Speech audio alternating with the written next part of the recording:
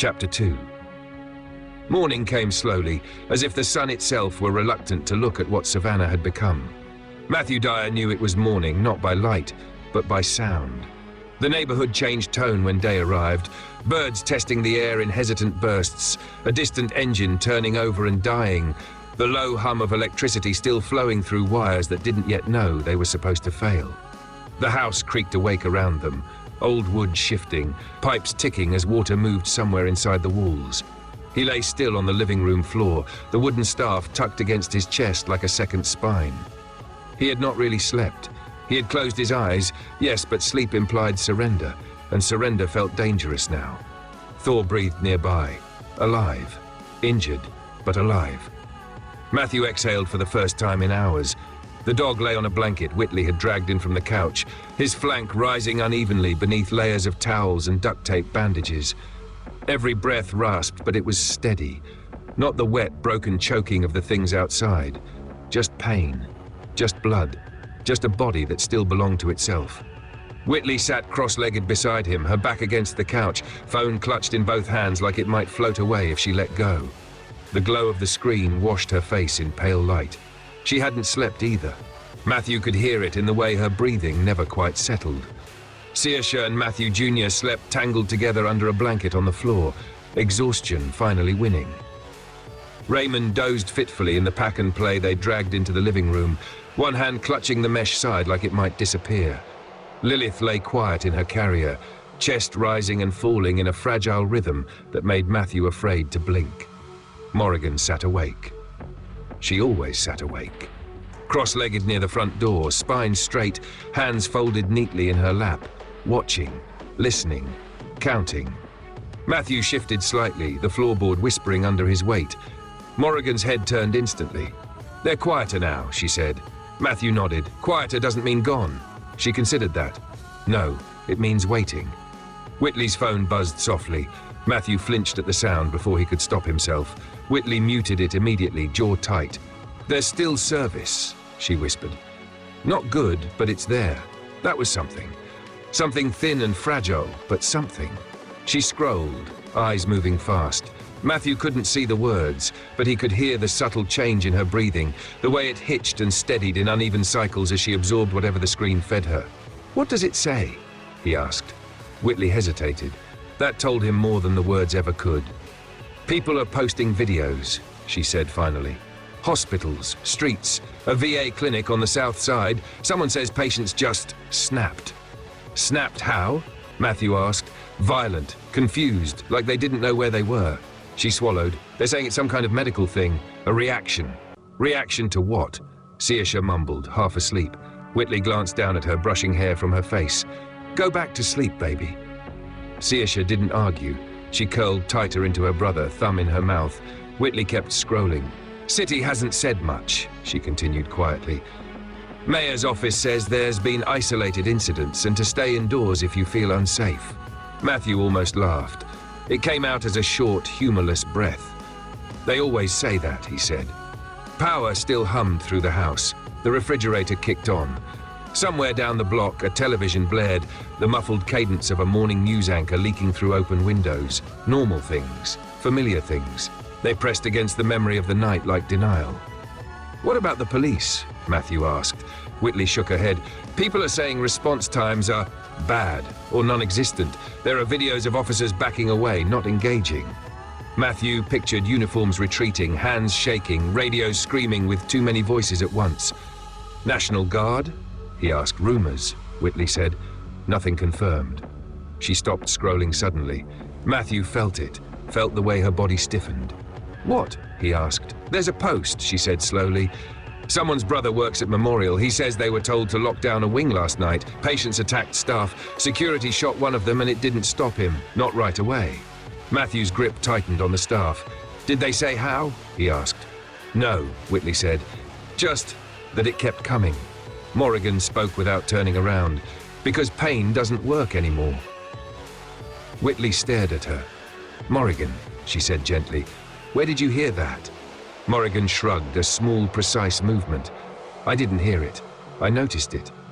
Matthew felt a chill crawl up his spine.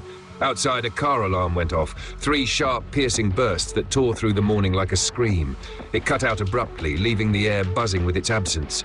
No one moved. Whitley's phone buzzed again. She silenced it and lowered her voice further. "There's something else," she said. "People are saying animals aren't acting strange. Dogs, cats, normal. Livestock too. Whatever this is, it's not hitting them." Matthew thought of Thor, bleeding but still himself. Still loyal, still there. "That means it's not rabies," he said. "Not anything that crosses species easy." Whitley nodded. "That's what some people are saying in the comments. Others are calling it a hoax or a riot." Another buzz. Whitley's thumb hovered over the screen before tapping. Her face drained of what little color it had. "There's a video," she said, "from Ogeechee." Matthew's stomach dropped. "Near here?" he asked. "Too near," she whispered. She didn't show him. She didn't need to. He could hear it in her breathing. The muffled shouting, the panic bleeding through tiny speakers, the wet sounds the microphone couldn't quite capture. "They're biting people," Whitley said, voice cracking. "They're not stopping." The house felt suddenly too small, too loud, too fragile. Matthew pushed himself to his feet, joints aching. He reached for his sunglasses out of habit, sliding them onto his face even though the light was still low. They dulled the pain, just enough to think. "Okay," he said, forcing steadiness into his voice. "Power's still on. Phones still work. That means we have time." "Time for what?" Whitley asked. "To decide," he said, "before everyone else does it for us."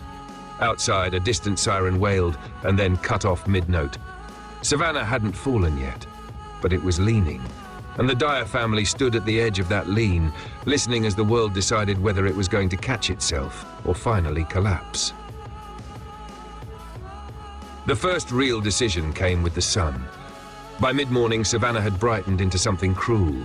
Light poured through the thin curtains, stabbing at Matthew's eyes even through the dark lenses of his sunglasses. He sat at the dining table with his back to the window, staff resting across his knees, listening to the house breathe. Power was still on. That alone felt wrong. Electricity meant order. It meant someone, somewhere, was still pretending the world worked. Whitley moved quietly through the kitchen, rationing without calling it that. She set out granola bars, poured water into cups instead of juice, measured formula carefully for Lilith. Every movement was deliberate, efficient.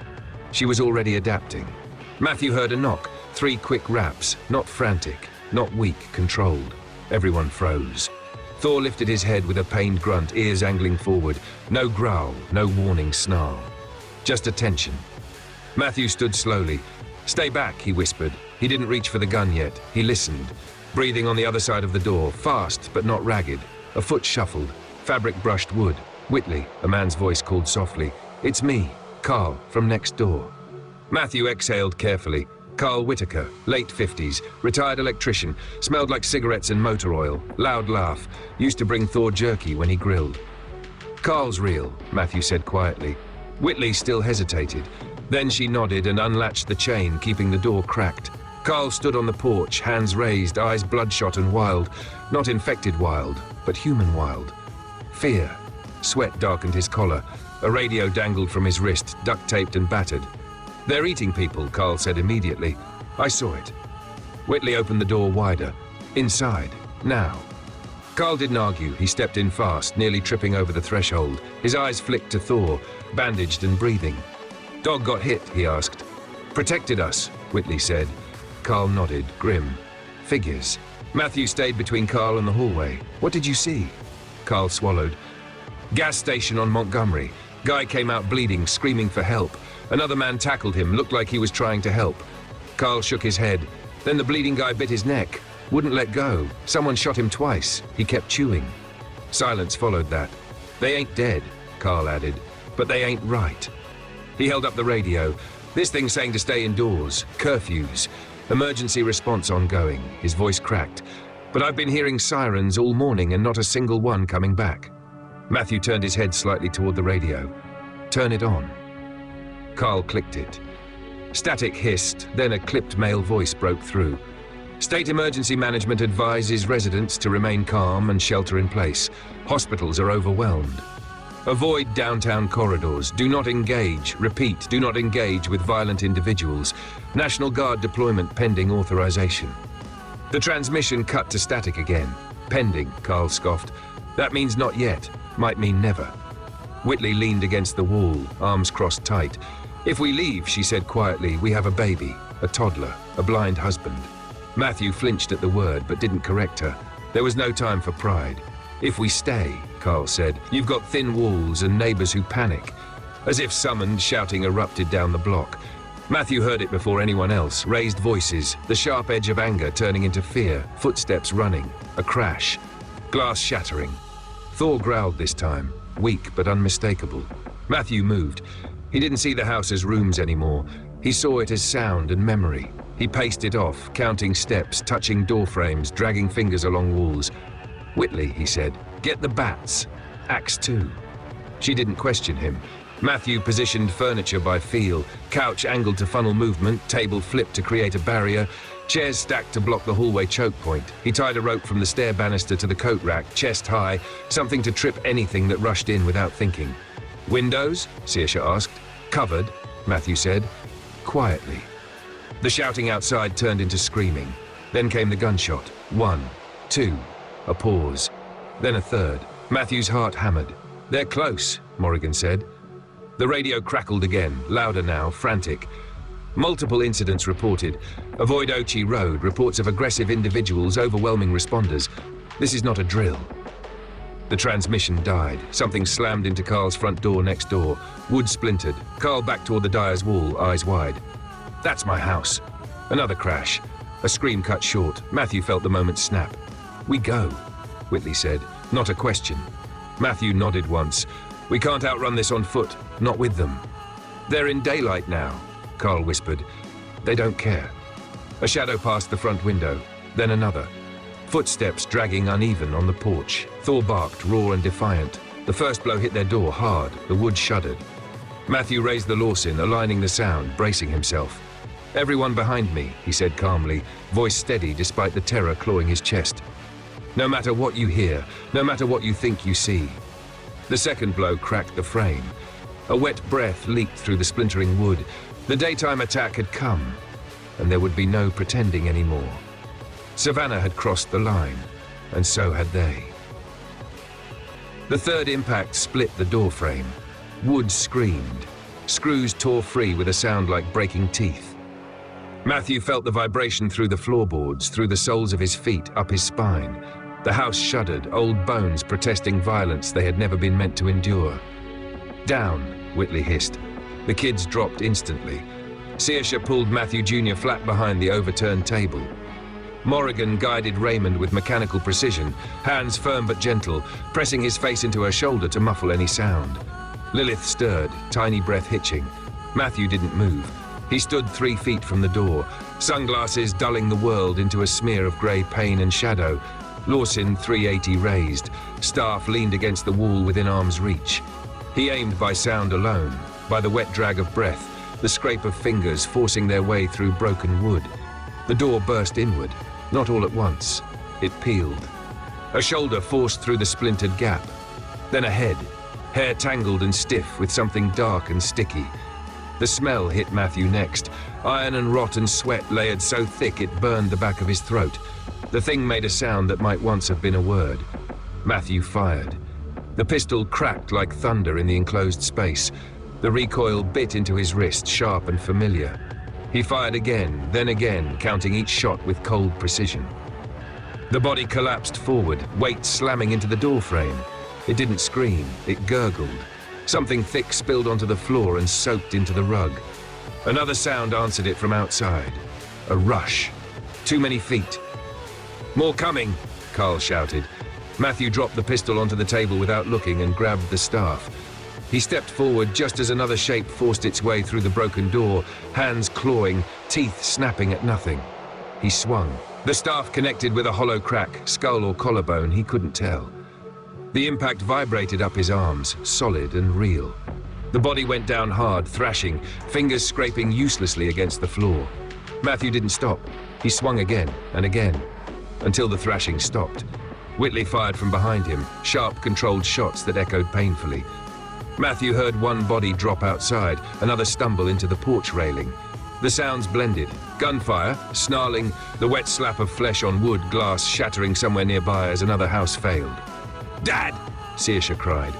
Matthew turned his head toward her voice just as something grabbed his arm. Cold fingers. Too strong. Nails digging in. He slammed the staff backward without looking. Felt resistance. Felt it give. He tore free and stepped back, heart hammering.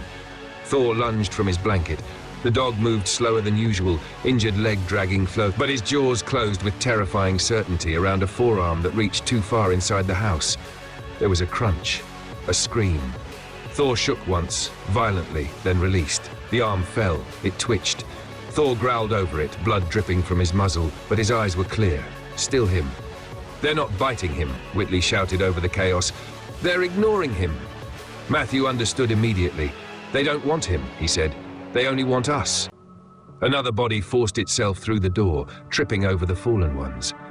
Matthew swung low this time, sweeping the legs out. The thing hit the floor hard, skull cracking against hardwood. It tried to get up. Matthew brought the staff down with everything he had. The radio crackled to life behind them, forgotten and screaming, "All residents advised, this is not containment. Repeat, not containment." A window shattered. Glass exploded inward from the living room side. Matthew heard it rain down like ice. Saoirse screamed. Matthew Jr. sobbed, unable to hold it anymore. Whitley spun, firing toward the sound. "They're coming through the windows!" "We can't hold this. We gotta move now." Matthew didn't argue. "Whitley," he said, voice steady despite the blood soaking into the floor beneath his feet. "Plan." She already had one. "Back door," she said. "Fence into the alley, car if it's clear, if not, church." Matthew nodded. He turned toward the hallway, staff raised, sweeping wide to clear the path by memory alone. He struck something solid, felt ribs cave under the blow. He shoved the body aside with his shoulder, ignoring the way its teeth snapped inches from his face. "Go!"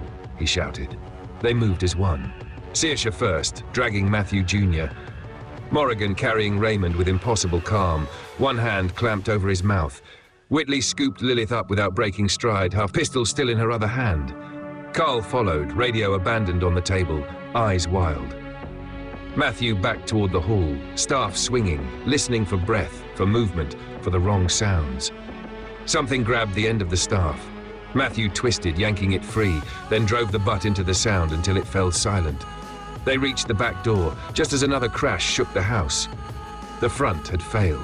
The back door flew open into sunlight so bright Matthew cried out despite himself, pain knifing through his skull even behind the dark lenses. He staggered, half blind, trusting Whitley's grip on his sleeve. They burst into the yard.